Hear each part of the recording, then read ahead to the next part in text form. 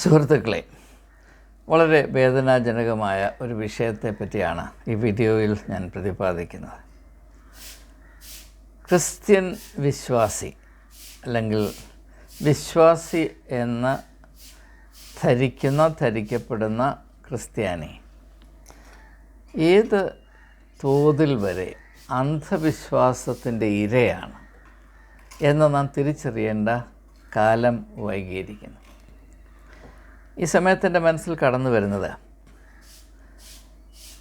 German ഫിലോസഫറായിരുന്ന Arthur ഷോപ്പനോവർ എഴുതിയ ഒരു പുസ്തകമാണ്. അതിൻ്റെ പേര് റിലിജിയൻ എ ഡയലോഗ് എന്നാണ്. അത് ഫ്രീ ആയിട്ട് നിങ്ങൾക്ക് നെറ്റിൽ നിന്ന് എടുത്ത് വായിക്കാവുന്നതാണ്. എവരും വായിക്കേണ്ടത് തന്നെയാണ്. അവിടെ അദ്ദേഹം പറയുന്ന ഒരു കാര്യം, മനുഷ്യർക്ക് സത്യവിശ്വാസമില്ലെങ്കിലും ജീവിക്കാം, പക്ഷേ അന്ധവിശ്വാസമില്ലെങ്കിൽ ജീവിക്കാൻ സാധ്യമല്ല. Human beings can manage without true faith, but they cannot manage without superstitions എന്നാണ് അദ്ദേഹം പറയുന്നത്. അത് മനുഷ്യ സ്വഭാവത്തിൽ സ്ഥിതി ചെയ്യുന്ന വൈകല്യത്തെ നാം തിരിച്ചറിയേണ്ടതിന് വേണ്ടി അദ്ദേഹം സൂചിപ്പിക്കുന്നതാണ്. അഥവാ എല്ലാവരും അതുകൊണ്ട് അന്ധവിശ്വാസം പാലിക്കണമെന്ന നിർദ്ദേശമല്ല അതുകൊണ്ട് നൽകാൻ അദ്ദേഹം ഉദ്ദേശിച്ചത്.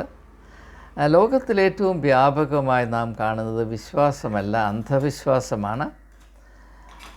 ഏറ്റവും കൂടുതൽ ആളുകൾ താല്പര്യപ്പെടുന്നത് അന്ധവിശ്വാസത്തിൽ കൂടെ പ്രാപിക്കാമെന്ന് അവർ വിശ്വസിക്കുന്ന ചില ആനുകൂല്യങ്ങളാണ്, നേട്ടങ്ങളാണ്. അത് മനുഷ്യൻ്റെ വ്യക്തിത്വ വികസനത്തെയും മനുഷ്യ അന്തസ്സിനെയും കാര്യമായി ബാധിക്കും, വലിയ നഷ്ടം വരുത്തും, ശല്യം ചെയ്യും എന്നത് ലോകം തിരിച്ചറിയണം എന്നാണ് അദ്ദേഹം ആ കൃതിയിൽ പ്രതിപാദിക്കുന്ന പല ആശയങ്ങളിൽ ഒന്ന്. നിങ്ങൾക്ക് ഈ വിഷയത്തിൽ കുറച്ചുകൂടെ താല്പര്യമുണ്ടെങ്കിൽ ബാറൂക്ക് സ്പിനോസ എന്ന് പറയുന്ന മറ്റൊരു ഫിലോസഫർ, അദ്ദേഹത്തിൻ്റെ കൃതികളിൽ പൊളിറ്റിക്കോ എത്തിക്കൽ ട്രീറ്റൈസ്, അത് 2 വോള്യത്തിലാണ്.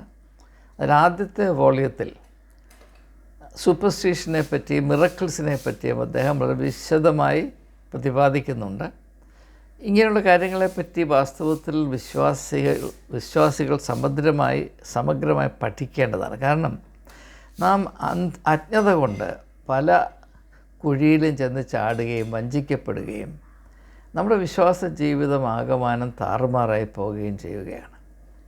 എവിടെയൊക്കെ ഈ അന്ധവിശ്വാസം നിലനിൽക്കുന്നു അവിടെയൊക്കെ വിശ്വാസത്തിൽ വളരുവാനോ വിശ്വാസത്തിൽ നിലനിൽക്കുവാനോ പോലുമുള്ള ഒരു സാവകാശമോ സ്വാതന്ത്ര്യമോ ഒരു താല്പര്യമോ ക്രിസ്ത്യാനിക്ക് ഇല്ലാതെ പോകും.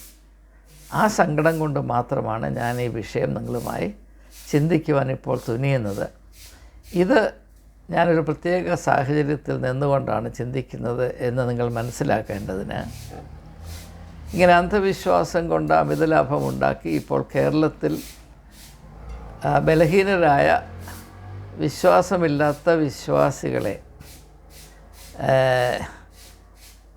ഏതാണ്ട് ഹോൾസെയിൽ എക്സ്പ്ലോയിറ്റേഷൻ നമുക്ക് പറയാവുന്നത് പോലെ അങ്ങനെ വളരെയധികം നേട്ടങ്ങൾ കൈവരിച്ച് നിൽക്കുന്ന ഒരു അന്ധവിശ്വാസ സ്ഥാപനത്തിൽ ഒരു വ്യക്തി കടന്നു ചെന്ന് അവിടെ പ്രാപിച്ച ആത്മീയമായ പ്രചോദനം എന്തെന്ന് അദ്ദേഹം ഒരു ചാനലിന് കൊടുത്ത അഭിമുഖത്തിൽ പറഞ്ഞതിൻ്റെ ഒരു ഭാഗം കേട്ടുകൊണ്ട് അതിനെ ആസ്പദമാക്കി ചിന്തിക്കുമ്പോൾ ഞാൻ വസ്തുനിഷ്ഠമായിട്ടാണ് നിങ്ങളുമായി ചിന്തിക്കുന്നത് എന്ന് നിങ്ങൾക്ക് ബോധ്യമാകും എന്നതുകൊണ്ട് ഞാൻ അല്പസമയത്തേക്ക് അത് നിങ്ങൾക്ക് വേണ്ടി ഈ വീഡിയോയിൽ കൂടെ പങ്കിടുകയാണ്.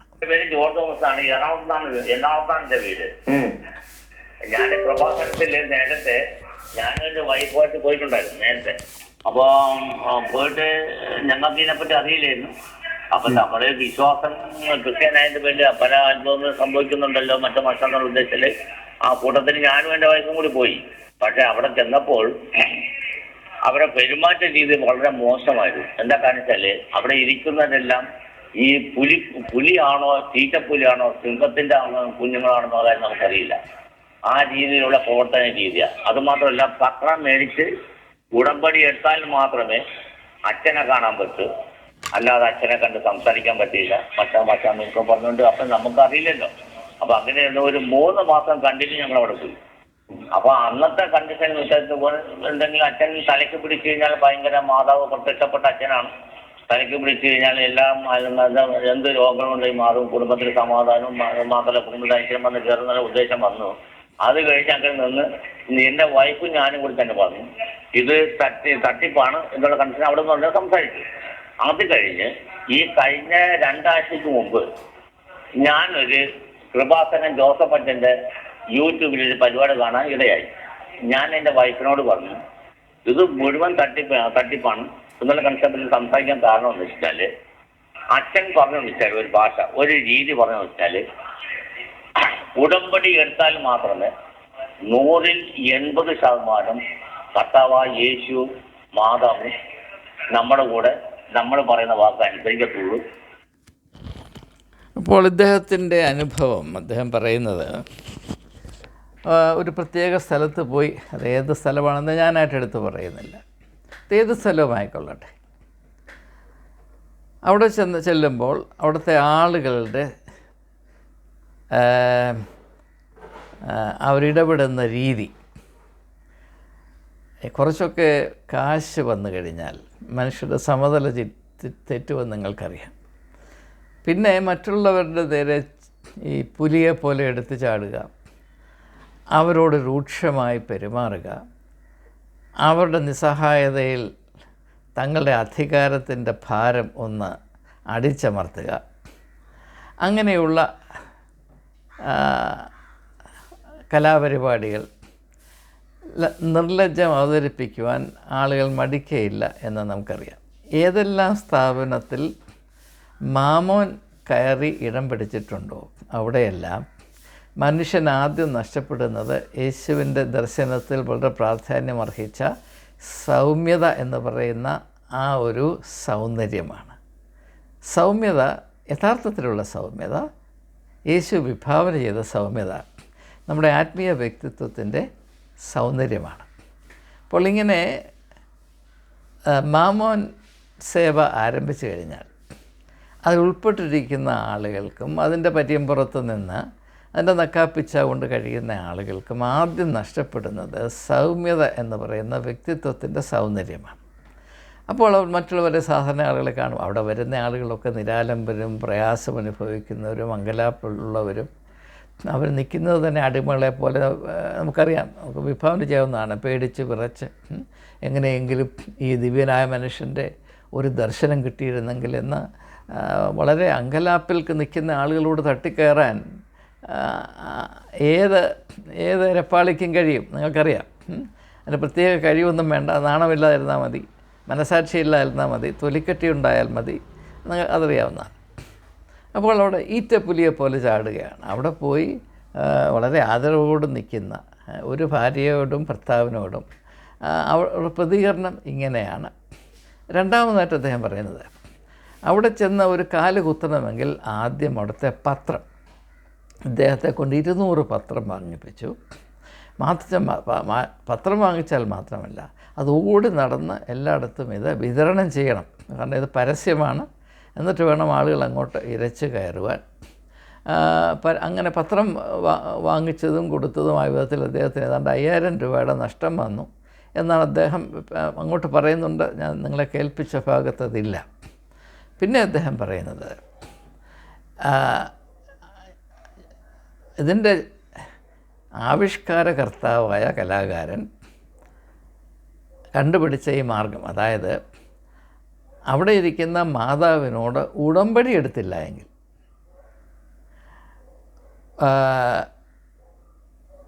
20% വരെ യേശു നമ്മളോട് സഹകരിക്കുകയുള്ളൂ. ഉടമ്പടി എടുത്താൽ 80% സഹകരിക്കും. മാതാവിൻ്റെ പുത്രനും നമ്മോട് സഹകരിക്കും. ഉടമ്പടി എടുത്തില്ലെങ്കിൽ ആ 80-20 കുറയും.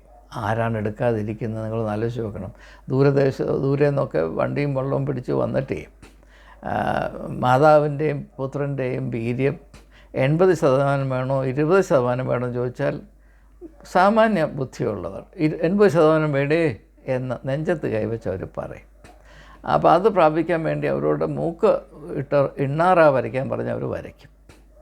അപ്പം അങ്ങനെ പിന്നെ അദ്ദേഹം പറയുന്നത്,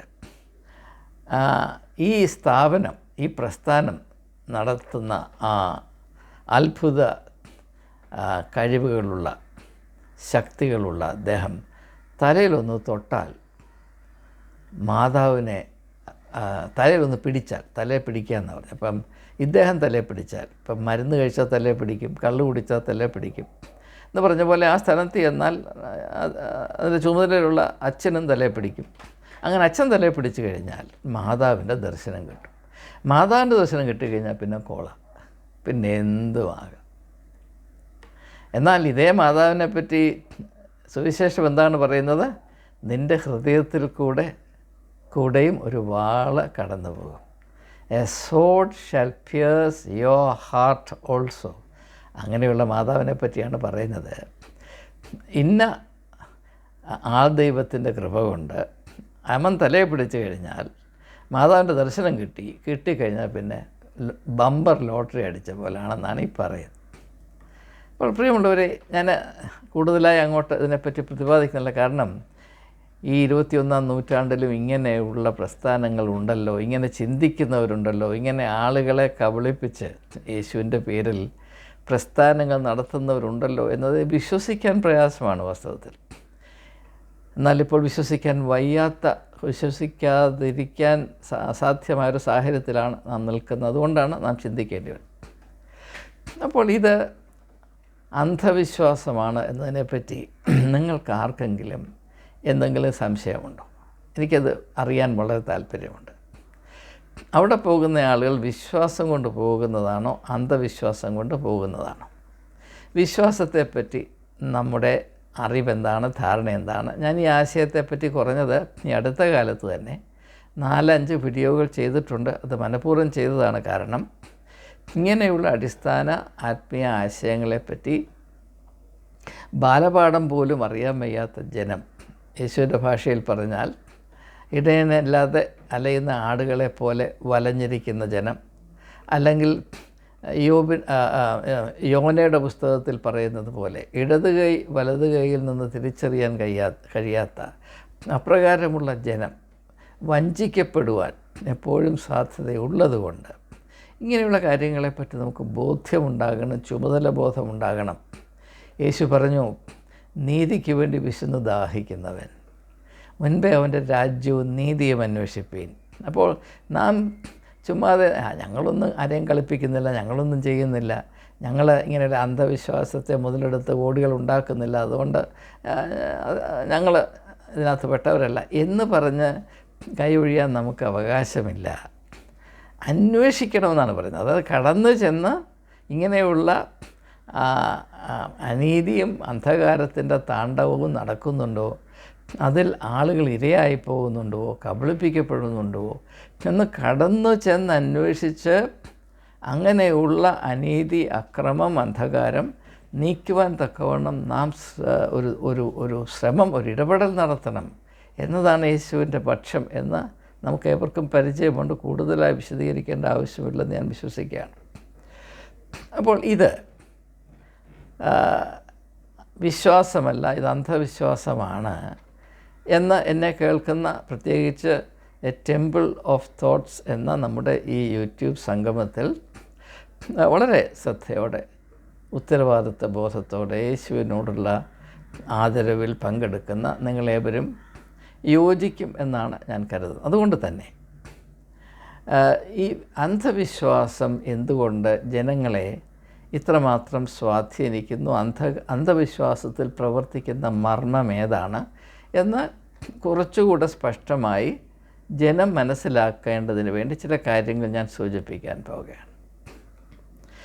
ഇത് എൻ്റെ ആശയമല്ല. ഇത് കൂടുതലും ബാറൂഖ്, അല്ലെങ്കിൽ അദ്ദേഹം യഹൂദനായിരുന്നപ്പോൾ ബാറൂഖ് സ്പിനോസ എന്നും, യഹൂദ മതത്തിൽ നിന്ന് നിഷ്കാസിതനായ ശേഷം കത്തോലിക്കനായപ്പോൾ അദ്ദേഹത്തിൻ്റെ പേര് ബെനഡിക്റ്റ് സ്പിനോസ എന്ന് മാറ്റി അതൊക്കെ ഒരു പക്ഷേ നിങ്ങൾക്കറിയാവുന്നതാണ്. ഞാൻ കൂടുതലായ വിഷയങ്ങളിലേക്ക് പോകുന്നത്. അദ്ദേഹത്തിൻ്റെ ആശയമാണ് ഞാൻ ആദ്യമായി നിങ്ങളുമായി പങ്കിടുന്നത്. ഒരുപക്ഷേ ഒറ്റ ആശയം മാത്രമേ ഞാൻ അതിൽ ഉൾക്കൊള്ളിക്കുന്നുള്ളൂ. കാരണം കൂടുതൽ ആശയങ്ങൾ ഉൾക്കൊള്ളിച്ചാൽ ചിലപ്പോൾ അത് ചിന്താക്കുഴപ്പത്തിന് കാരണമാകാൻ സാധ്യതയുണ്ട്. അദ്ദേഹം പറയുന്നത്, എന്തുകൊണ്ടാണ് മനുഷ്യർ അന്ധവിശ്വാസത്തിന് ഇരയായിത്തീരുന്നത്? അതിൻ്റെ മറുപടി അദ്ദേഹം പറയുന്നത്, ഇത് മനുഷ്യരുടെ ബലഹീനതയെ, പരാധീനതയെ സൂചിപ്പിക്കുന്നു. കാരണം അന്ധവിശ്വാസത്തെ നിലനിർത്തുന്ന മനഃശാസ്ത്രം അതെന്താണ്?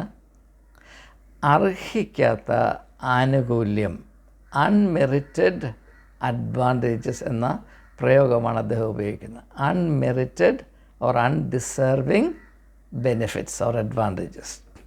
അപ്പോൾ അർഹിക്കാത്ത ആനുകൂല്യം, അർഹിക്കാത്ത മുന്നേറ്റം, അർഹിക്കാത്ത അനുഗ്രഹം പ്രാപിപ്പാനായി എന്തെങ്കിലും മാർഗമുണ്ടോ എന്ന് അന്വേഷിച്ച് നടക്കുന്ന ആളുകൾ ചെന്ന് നിപതിക്കുന്ന പടുകുഴിയാണ് ഈ അന്ധവിശ്വാസം എന്നാണ് അദ്ദേഹം പറയുന്നത്. ഞാനതിനോട് 100% യോജിക്കുന്നു. ഇത് കാതലായ ഒരാശയമായതുകൊണ്ട് നിങ്ങൾ ദയവായി വ്യക്തമായി ഇത് ധരിക്കണം. മനുഷ്യനെ അന്ധവിശ്വാസത്തിലേക്ക് വലിച്ച് ഇഴയ്ക്കുന്നത് യേശുവിനോടുള്ള സ്നേഹമോ സഭയോടുപോലുമുള്ള ബന്ധമോ ഒരു ക്രിസ്ത്യാനിയായാൽ എങ്ങനെ ആയിരിക്കണമെന്നതിനെ പറ്റിയുള്ള അറിവോ അല്ല. മനുഷ്യത്വത്തിൻ്റെ കണിക അല്ലെങ്കിൽ സ്വഭാവം എന്താണെന്ന് അറിയണമെന്ന ആഗ്രഹം പോലുമില്ലാത്ത ആളുകൾ അവരുടെ അമിത ആഗ്രഹം, അവരുടെ അത്യാർത്തി അല്ലെങ്കിൽ പെട്ടെന്ന് എന്തെങ്കിലും അനുഗ്രഹം അല്ലെങ്കിൽ ആശ്വാസം പ്രാപിക്കാനുള്ള കുറുക്കു വഴി അന്വേഷിച്ച് നടക്കുന്ന ആളുകൾ, അതിമോഹം കൊണ്ട് സമനില തെറ്റിയ ആളുകൾ, ഇപ്പോൾ ഇന്ന സ്ഥലത്ത് ചെന്നാൽ ഇന്ന മാതാവിൻ്റെ അടുത്ത് ചെന്നാൽ കാനഡയിൽ ജോലി കിട്ടും എന്ന് പറഞ്ഞാൽ അവിടേക്ക് പോകാൻ ഒരു 10,000 പേര് കേരളത്തിൽ കാണും. കാരണം ഇങ്ങനെയുള്ള ക്രിസ്തീയ കച്ചവട സ്ഥാപനങ്ങൾ നടത്തുന്നവർ അവർ വാസ്തവത്തിൽ ചെയ്യേണ്ടത് കേരളം ഈ നാൾ വരെയും ഭരിച്ചു മുടിച്ച ഓരോ രാഷ്ട്രീയ പാർട്ടികളോടും അതിൻ്റെ നേതാക്കന്മാരോടും അവർക്കുള്ള കടമ പ്രത്യേകം എടുത്തു പറയേണ്ടതാണ്. കാരണം കേരളത്തിൽ 2 നേരത്തെ ആഹാരം സമ്പാദിക്കാൻ വലിയ സാധ്യതയൊന്നുമില്ല എന്നതുകൊണ്ട് കാനഡയിലാണെങ്കിൽ കാനഡ, മിഡിൽ ഈസ്റ്റിലാണെങ്കിൽ മിഡിൽ ഈസ്റ്റ്, ഇപ്പോൾ ഇസ്രയേലിലാണെങ്കിൽ ഇസ്രയേൽ, വേണ്ട പാലസ്തീനിൽ പോയാൽ എന്തെങ്കിലും ജോലി കിട്ടും, ഗാസയിൽ പോയാൽ എന്തെങ്കിലും ജോലി കിട്ടും പറഞ്ഞാൽ ഉടനെ അവിടോട്ട് പോകും. സൗത്ത് പോളിൽ പോയാൽ അവിടെ പുട്ട് വിൽക്കാൻ ആരും ഇതുവരെ എത്തിയിട്ടില്ല. പുട്ടും കടലയും കട്ടൻ കാപ്പിയും അവിടെ നന്നായി വില പോകും. അതിന് ഇവിടെ കിട്ടുന്നതിൻ്റെ ഒരു 50 ഇരട്ടി വിലയ്ക്ക് വിൽക്കാൻ നോക്കുമെന്ന് പറഞ്ഞാൽ അവിടെയും മലയാളി പോകും. കാരണം ഇവിടെ നിന്നിട്ടൊരു ഞാൻ 20-ാമത്തെ വയസ്സിൽ നല്ല വിദ്യാഭ്യാസം അന്വേഷിച്ച് ഒരു വിദ്യാഭ്യാസ റെഫ്യൂജിയായി, അഭയാർത്ഥിയായി ഞാൻ ഡൽഹിയിലോട്ട് പോയവനാണ്. എനിക്ക് കൊച്ചു കേരളത്തോടുള്ള സ്നേഹം പോലെ മറ്റാർക്കും ഉണ്ടായിരുന്നില്ല. പക്ഷേ ഈ നാട്ടിൽ എനിക്ക് എൻ്റെ ജീവിതത്തിൻ്റെ നല്ല കാലം കഴിക്കാൻ കഴിഞ്ഞില്ല. കാരണം നമ്മുടെ അവസ്ഥ അത്രമാത്രം മോശമായിട്ടാണ്. അപ്പോൾ കാനഡയിൽ ഇങ്ങനെ ഒരു ജോലി കിട്ടുമെന്ന് പറഞ്ഞാൽ ആയിരക്കണക്കിന് ആളുകൾ ഈ കൃപാസനം പോലെയുള്ള കച്ചവട സ്ഥലത്തേക്ക് ഒഴുകിപ്പോകുന്നതിൻ്റെ പ്രധാനപ്പെട്ട കാരണം കേരളത്തിന് നാൾ വരെ ലഭിച്ച മികച്ച സേവനം കൊണ്ടാണ്. രാഷ്ട്രീയമായ സേവനം കേരളത്തെ അങ്ങ് വികസിപ്പിച്ച് വെളുപ്പിച്ച് വെച്ചിരിക്കുകയാണ്. മനസ്സിലാക്കണം. അതുകൊണ്ട് ആളുകൾ ഇരച്ചു കയറും. അപ്പോൾ ഈ മാതാവിൻ്റെ വീര്യം നിൽക്കുന്നത് മാതാവിൻ്റെ മനസ്സിലോ അല്ലെങ്കിൽ കുരിശിൻ്റെ മൂട്ടിലോ അല്ല, കേരളത്തിൻ്റെ രാഷ്ട്രീയ സാമ്പത്തിക തകർച്ചയിലാണ് എന്ന് ആദ്യമേ നിങ്ങൾ മനസ്സിലാക്കുക. ഈ സാമ്പത്തിക തകർച്ച വരുത്തി വെക്കുന്ന അന്താളിപ്പിൽ ജനം സമനില തെറ്റ് കേരളത്തിൻ്റെ ഒരറ്റം മുതൽ മറ്റേ അറ്റം വരെ ഓടുമ്പോൾ ഇന്നടത്ത് പോയാൽ കാനഡയ്ക്ക് വിസ കിട്ടും, ജോലി കിട്ടും, അല്ലെങ്കിൽ ഇസ്രയേലിൽ പോകാനുള്ള ക്രമീകരണം ചെയ്യുന്ന ഇന്ന ട്രാവൽ ഏജൻസി നിങ്ങളെ കളിപ്പിച്ചു, നിങ്ങളുടെ 2 ലക്ഷം രൂപ പോയി, അങ്ങനെ നിങ്ങളെ കളിപ്പിച്ച് നിങ്ങളുടെ 2 ലക്ഷം രൂപ നിങ്ങൾ വഞ്ചിച്ചെടുത്ത ആളിൻ്റെ മനസ്സിൽ മാതാവ് തൊട്ടിട്ട് നിങ്ങളോട് അവൻ കരുണ കാണിക്കത്തക്കോണുള്ളൊരു വഴിയൊഴുക്കും എന്നൊക്കെ പറഞ്ഞാൽ ആളുകൾ അവിടെ പോകും, ഇരച്ച് കയറും, യാതൊരു സംശയമില്ല. അപ്പോൾ ഇത് രാഷ്ട്രീയ സാമ്പത്തികമായ വശം ഒരു ഭാഗം ഒരു വശത്ത്, അതുപോലെ തന്നെ അർഹിക്കാത്ത അവസരം, അർഹിക്കാത്ത അനുഗ്രഹം, അർഹിക്കാത്ത സമ്പത്ത് പ്രാപിപ്പാനുള്ള ഞൊടുക്കു വിദ്യ, ഷോർട്ട് കട്ട് അന്വേഷിച്ച് നടക്കുന്ന ആളുകൾ.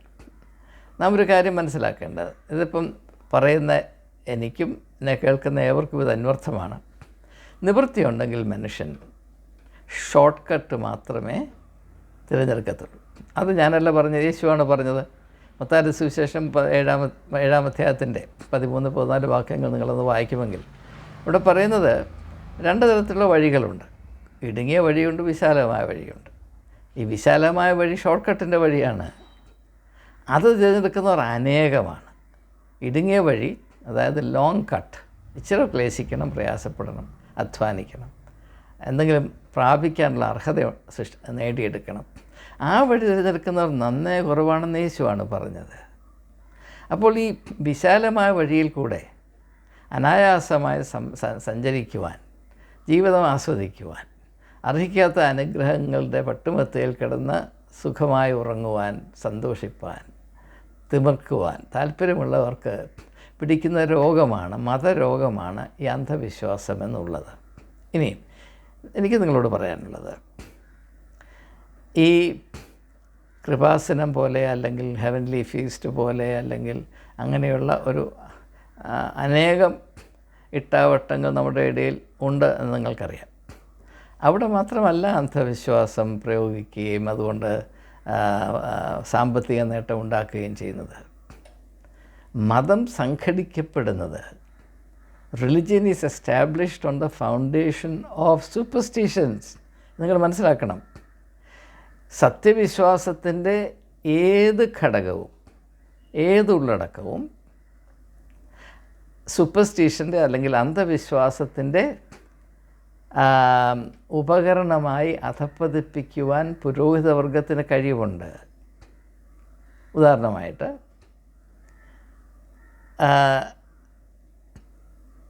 നിങ്ങളുടെ പ്രിയപ്പെട്ടവർ മരിച്ചു കഴിഞ്ഞാൽ അവർ വിശുദ്ധീകരണ സ്ഥലത്ത് പോകും, പർഗേറ്ററിയിൽ പോകും. അവിടെ അവർ ഒത്തിരി നാൾ താമസിക്കേണ്ടി വരും. പക്ഷേ ആ പീരീഡ് കുറച്ച് തരാൻ ഞങ്ങൾക്ക് ഒരു ഞൊടുക്ക് വിദ്യ തരാം. അപ്പോൾ ആ ഒരു വിശ്വാസം ഉണ്ടാകണമെങ്കിൽ മരണാനന്തരമായ ഒരു ജീവിതമുണ്ട് എന്നൊരു വിശ്വാസം ഉപയോഗിച്ച് അന്ധവിശ്വാസം സൃഷ്ടിക്കാൻ സാധ്യമാകുകയുള്ളൂ. ഇപ്പോൾ യേശുവിന് മനുഷ്യരെ അവരുടെ നിസ്സഹായതയിൽ സഹായിപ്പാൻ അധികാരമുണ്ട്, ശക്തിയുണ്ട്, യാതൊരു സംശയമില്ല. ആ വിശ്വാസം ഉണ്ടെങ്കിൽ മാത്രമേ അന്ധവിശ്വാസം ഉണ്ടാക്കുവാൻ സാധ്യമാകുകയുള്ളൂ. അതുകൊണ്ടാണ് യേശു പറഞ്ഞത്, കള്ളപ്രവാചകന്മാരെ സൂക്ഷിപ്പീൻ. സത്യപ്രവാചകൻ വന്ന് അവൻ്റെ ദൗത്യം നിർവഹിച്ചു പോയാൽ ഉടനെ അധികം താമസിയാതെ കള്ളപ്രവാചകൻ വരികയും അവൻ്റെ സൂപ്പർ ബസാർ അവിടെ സ്ഥാപിക്കുകയും ചെയ്യും. അപ്പോൾ ഈ വിശ്വാസവും അന്ധവിശ്വാസവും, ഫെയ്ത്ത് ആൻഡ് സൂപ്പർസ്റ്റിഷൻ, ഇത് നമ്മളുടെ വ്യത്യാസം മനസ്സിലാക്കാൻ ഒരു പ്രയാസവുമില്ല. എവിടെയൊക്കെ സത്യവിശ്വാസം ആദരിക്കപ്പെടുന്നുവോ, ആചരിക്കപ്പെടുന്നുവോ, അല്ലെങ്കിൽ അതിൻ്റെ അച്ചടക്കമനുസരിച്ച് മനുഷ്യർ പ്രവർത്തിക്കുന്നുവോ, അല്ലെങ്കിൽ സഭകൾ പ്രവർത്തിക്കുന്നുവോ, അവിടെയൊന്നും പണത്തിന്, ഭൗതികമായ അത്യാർത്തിക്ക് യാതൊരു സ്ഥാനവും ഉണ്ടാകുകയില്ല. അതുകൊണ്ടാണ് യേശു പറഞ്ഞത് മനുഷ്യപുത്രന് തല ചായ്ക്കാൻ ഇടമില്ല. കാരണം മനുഷ്യപുത്രൻ സത്യവിശ്വാസത്തിൻ്റെ ആത്യന്തികമായ വെളിച്ചമാണ്. തൻ്റെ ശിഷ്യന്മാരെ അയക്കുമ്പോൾ യേശു പറയുന്നു, നിങ്ങൾ പ്രതിഫലമായി ഒന്നും വാങ്ങിക്കരുത്, 2 സഞ്ചിയും പൊക്കണവും ആകരുത്, നിങ്ങളിതൊരു ആദായ മാർഗമായി എടുക്കരുത്. ശിമോനെയും അവൻ്റെ സഹോദരനെ അന്ത്രയോസിനെയും വിളിക്കുമ്പോൾ, നിങ്ങളിതുവരെ മീൻ പിടിക്കുന്നവരായിരുന്നു, നിങ്ങളെ മനുഷ്യരെ പിടിക്കുന്നവരാക്കും. മീൻ പിടിക്കുന്നത് ആദായത്തിനാണ്, സ്വന്തം ലാഭത്തിനാണ്. അതുപോലെ നിങ്ങൾ മനുഷ്യരെ കൈകാര്യം ചെയ്യരുത് എന്ന വ്യക്തമായ ധാരണ നൽകിയിട്ടാണ്. പക്ഷേ മീൻ പിടിക്കുന്ന പോലെ മനുഷ്യരെ പിടിക്കാനായിട്ട് ആകെപ്പാടെ പ്രയോജനം ചെയ്യുന്നതിൻ്റെ പേരാണ് അന്ധവിശ്വാസം. ഈ പണിക്ക്, ഈ നികൃഷ്ടമായ പണിക്ക് ഉപയോഗിക്കുന്നത് എല്ലാം അന്ധവിശ്വാസമാണ്. അത് വിശ്വാസത്തിൻ്റെ സംഗതികളെ എടുത്ത് കൈയാളുന്നത് കൊണ്ട് ഇത് വിശ്വാസ ജീവിതവുമായി ഏതോ ബന്ധമുണ്ട് എന്ന ജനം അവരുടെ ആത്മീയമായ അറിവില്ലായ്മയിൽ അവർ ചെയ്യുന്നത് ഇന്നത് എന്നറിയായികയാൽ അവരോട് ക്ഷമിക്കണമെന്ന് യേശു പറയുന്നില്ലേ, അതേ അവസ്ഥയിൽ അവർ ഇതിൽ പെട്ടുപോകുന്നതാണ്. എന്നാൽ നാം മനസ്സിലാക്കേണ്ട കാര്യം, ഭൂരിപക്ഷം ആളുകളും ഈ ആത്മീയമായ അജ്ഞതയിൽ, അന്ധകാരത്തിൽ ആയിപ്പോകുവാൻ കാരണം നമ്മുടെ സഭകളാണ്. സഭകളുടെ പരാജയം കൊണ്ടാണ് ഈ അത്യാർത്തി കൊണ്ട് മാത്രം നാടകം കളിച്ച് നടക്കുന്ന ക്രിസ്തീയ ആൾദൈവങ്ങൾ ഇത്രമാത്രം കയറി വിലസുന്നത്, ആയിരങ്ങളെ കബളിപ്പിക്കുന്നത്, യേശുവിൻ്റെ നാമം ദുഷിക്കപ്പെടത്തക്കവണ്ണമുള്ള ഈ കലാപരിപാടികൾ അവതരിപ്പിച്ചുകൊണ്ടായിരിക്കുന്നത് എന്ന് ദയവായി മനസ്സിലാക്കുക. നമ്മുടെ ഒരു സഭയിലും, കത്തോലിക്ക സഭ തൊട്ട് പെന്തക്കോസ്ത് സഭ വരെ, ഞാൻ സത്യമായി ധൈര്യത്തോടെ നിങ്ങളോട് പറയുന്നു, വേണ്ടതുപോലെ ജനങ്ങളെ ആത്മീയമായി ഉദ്ബോധിപ്പിക്കുന്ന ഒരു പ്രസ്ഥാനവും ഒരു സമീപനവും ഒരു പരിപാടിയും ഒരു ദൗത്യവുമില്ല. പിന്നെ ദൗത്യം നിർവഹിക്കുന്നതിന് അങ്ങ് നേപ്പാളിലേക്ക് പോകും, യുപിയുടെ ഉൾപ്രദേശങ്ങളിലേക്ക് പോകും, പറക്കാലിൽ പോകും, പറക്കാത്തിടത്ത് പോകും. പക്ഷേ സ്വന്തം ജനത്തെ, എപ്പോഴും കൂടെ വസിക്കുന്ന സ്വന്തം ജനത്തിൻ്റെ കണ്ണ് തുറത്തക്കവണ്ണം യേശുവിൻ്റെ പഠിപ്പീരുകൾ എന്ത് എന്ന് അവർക്ക് മനസ്സിലാക്കാനുള്ള യാതൊരു സഹായവും ചെയ്യാറില്ല. അങ്ങനെ അന്ധവിശ്വാസത്തിൻ്റെ ഇരകളായി തീരത്തക്കവണ്ണം മാത്രമാണ് വിശ്വാസികളെ ഈ പഴുത്ത മാങ്ങ പോലെ വെച്ചിരിക്കുന്നത്. ഈ പഴുത്ത മാങ്ങ വന്ന് കൊത്തി തിന്നാൻ മിടുക്കരായ ചില ആളുകളുണ്ട്. അതിപ്പോൾ തിന്നുകൊണ്ടേയിരിക്കുന്നു. അവർ അതിൻ്റെ വേദന, ഇരകൾ അതിൻ്റെ വേദന അനുഭവിക്കുന്നു. അങ്ങനെ കളിപ്പിക്കപ്പെട്ട് ലഭ്യരായ ആളുകൾ അവിടെ വൈക്ലഭ്യം ഭൂരിപക്ഷം ആളുകളും വിഴുങ്ങുകയാണ്. എന്നാൽ ചിലരൊക്കെ ഇങ്ങനെ അങ്ങും ഇങ്ങുമൊക്കെ ഇപ്പോൾ സംസാരിച്ചു തുടങ്ങി. അങ്ങനെ സംസാരിച്ചു തുടങ്ങുമ്പോൾ ഞാനിതുകൊണ്ട് അവസാനിപ്പിക്കാൻ പോവുകയാണ്. ഇപ്പോൾ നിങ്ങൾ നോക്കിക്കോണം, ഈ ഒരു വീഡിയോ എൻ്റെ യൂട്യൂബിൽ വന്നു കഴിയുമ്പോൾ വളരെ ശക്തമായിട്ട് എനിക്കെതിരെ സൈബർ ഗുണ്ടാസിനെ ഇറക്കി വിട്ട് ഒരു ആക്രമണം നടത്തും. കാരണം എന്താണെന്നറിയാമോ? എവിടെയൊക്കെ വലിയ വലിയ കച്ചവടം നടത്തുന്നുവോ അവിടെയൊക്കെ അത് സംബന്ധമായ സത്യം വെളിപ്പെടുത്തുന്നവരെ അവർ കയ്യിൽ കിട്ടിയാൽ പിച്ച് ചീന്തും, കയ്യിൽ കിട്ടിയില്ലെങ്കിൽ സൈബർ ഗുണ്ടകളെ കൊണ്ട് ഇഷ്ടം പോലെ വാ നിറച്ച് തെറി വിളിപ്പിക്കും. അങ്ങനെ പ്രതികരിക്കുമ്പോൾ നിങ്ങൾ മനസ്സിലാകണം, ഇത് പൈശാചികമാണ്. കാരണം നിങ്ങൾ ആളുകളെ അവരുടെ പ്രതികരണത്തിൽ കൂടെ മനസ്സിലാക്കണമെന്ന് യേശു പഠിപ്പിച്ചിട്ടുണ്ട്, അല്ലേ? അപ്പോൾ എന്തുകൊണ്ടാണ് ഇങ്ങനെ തികച്ചും സംസ്കാരശൂന്യമായി, യേശുവിൻ്റെ മാതൃകയും മാനദണ്ഡവും പോകട്ടെ, തെരുവിലെ ആളുകൾ പോലും ഉപയോഗിക്കാത്ത ഭാഷയും അവരുടെ മനസ്സിൽ കൊണ്ടു നടക്കാൻ അവർ ലജ്ജിക്കുന്ന വികാരങ്ങളും വൈരാഗ്യങ്ങളും പുലഭ്യങ്ങളും സത്യത്തിന് സാക്ഷ്യം വഹിക്കുന്ന ഒരു വ്യക്തിക്കെതിരെ അഴിച്ചുവിടുവാൻ അണപൊട്ടുന്നത് പോലെ യാതൊരു മടിയുമില്ലാതെ ഈ മാതാവിൻ്റെ മക്കളെന്നൊക്കെ പറഞ്ഞ് നടക്കുന്ന ആളുകൾ, അവർ നിയമിക്കുന്ന സൈബർ ഗുണ്ടാസ് ഇറങ്ങിത്തിരിക്കുമ്പോൾ നിങ്ങൾ മനസ്സിലാകണം, ഇതിൻ്റെ സത്യം ഇവിടെ കിടക്കുന്നു. എവിടെയൊക്കെ അന്ധവിശ്വാസം, സൂപ്പർസ്റ്റിഷൻ, എവിടെയൊക്കെ അന്ധവിശ്വാസം കർത്തൃത്വം ചെയ്യുന്നുവോ അവിടെയൊക്കെ അക്രമവും അസഭ്യവും കലവറയില്ലാതെ ഉണ്ടായിരിക്കും. Wherever superstition reigns supreme, there you must necessarily and inevitably expect the death dance of crudity, cruelty, violence and lack of civility. അത് നിങ്ങൾക്ക് പ്രത്യക്ഷമായിട്ട് കാണാൻ കഴിയും. അത് മാത്രം മതി ഒരു തെളിവ്, വേറെ ഒരു തെളിവും വേണ്ട. ഏതായാലും ഇത് സംബന്ധമായ ചില അടിസ്ഥാന ചിന്തകൾ നിങ്ങളുടെ പരിഗണനയ്ക്ക് ഇവിടെ ഞാൻ സമർപ്പിക്കുകയാണ്. നിങ്ങളിലാരും ഈ പടുകുഴിയിൽ പോയി വീഴുകയില്ല എന്നെനിക്കറിയാം. കാരണം ഭാഗ്യവശാൽ ദൈവം കൃപ ചെയ്ത് നിങ്ങൾക്ക് സാമാന്യ ബുദ്ധി നൽകിയിട്ടുണ്ട്. മാത്രവുമല്ല, അത് ഉപയോഗിക്കാൻ നിങ്ങൾക്ക് ധൈര്യമുണ്ട്. അതുകൊണ്ട് ഇങ്ങനെയുള്ള സാത്താന്യ വലയിൽപ്പെട്ട് നിങ്ങൾ കബളിപ്പിക്കപ്പെടുകയില്ല എന്നെനിക്ക് ഉത്തമ വിശ്വാസമുണ്ട്. പക്ഷേ എന്നിട്ട് ഞാനത് നിങ്ങളോട് പറയുന്നത്, കഴിയുമെങ്കിൽ ഇങ്ങനെയുള്ള ആശയങ്ങൾ മറ്റുള്ളവരുമായി പങ്കിടുകയും അവർ ഈ അബദ്ധത്തിൽ പോയി കബളിപ്പിക്കപ്പെടാതിരിക്കേണ്ടതിന്, അവർ ആജീവനാന്തം പിന്നെ ഈ കയ്പിൻ്റെ അനുഭവം മനസ്സിൽ വെച്ച് ഞരങ്ങി ജീവിക്കേണ്ട ഗതികേട് അവർക്ക് വരാതിരിക്കേണ്ടതിന്, അവരെ പറ്റിയുള്ള കരുതൽ നിങ്ങളെ ഉത്തേജിപ്പിക്കുന്ന തോതിൽ ഈ സത്യങ്ങൾ മറ്റുള്ളവരുമായി പങ്കിടുവാൻ ദയവായി നിങ്ങൾ ശ്രദ്ധിക്കണമേ. അതിനുവേണ്ടി അല്പം ക്ലേശിക്കണമേ എന്ന കർത്തൃനാമത്തിൽ ഒരിക്കൽ കൂടെ അപേക്ഷിച്ചുകൊണ്ട് യാചിച്ചുകൊണ്ട് വാക്കുകൾ ഞാൻ ഉപസംഹരിക്കുകയാണ്. ഏവർക്കും ദൈവം സൽബുദ്ധി നൽകട്ടെ.